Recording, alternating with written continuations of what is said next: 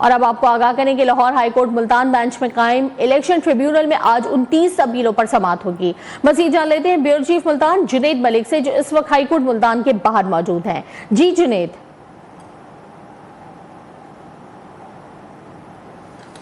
आज जारी रहेंगी 29 आज केसेस हैं जिनकी समाअत आज होगी, जबकि 2 जस्टिस जो हैं वो मुल्तान में अपीलेंट कोर्ट के जज मुकर्रर किए गए थे, जिनकी अदालतों में केस की जा रहे हैं। आज जो मुल्तान में 29 केसेस हैं उसमें खालिद जवेद वड़ाइच, अली रज़ा दरेशक, शेर मोहम्मद मिजारी और मोहम्मद इजाज़ बंदेशा की जो केसेस हैं वो आज लगे हुए हैं और उस पर समाअत जो है वो जारी रहेगी।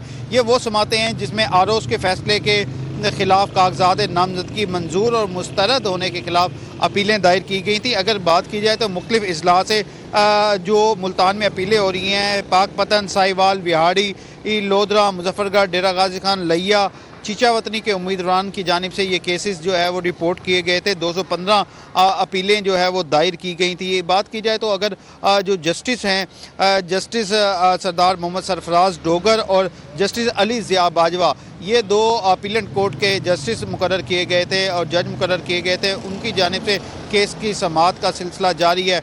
गुज़श्ता रोज़ छुट्टी के रोज़ भी केसों की समाअत जारी रही और जमशेद दस्ती को इलेक्शन लड़ने के लिए इजाज़त दे दी गई। अगर बात की जाए मुल्तान में केसेस के हवाले से तो शाह महमूद कुरैशी और उसकी फैमिली को भी जो केसेस थे उनकी जानिब से भी दायर की गई और शाह महमूद कुरैशी को तो इजाज़त नहीं दी गई, मगर उनकी जो फैमिली है, उनकी जो बेटी है और बेटे हैं, उसको केस लड़ने की इजाज़त दी गई। तो अब जो केसेस हैं उनकी भी आज भी समाअत है और 29 केस ऐसे हैं जो दोनों जस्टिस आज सुनेंगे और इस पर 10 तारीख तक जो फैसला है वो महफूज किया जाएगा और मुख्तलिफ केसेस की समाअत को 10 तारीख तक जो है मुकम्मल कर लिया जाएगा।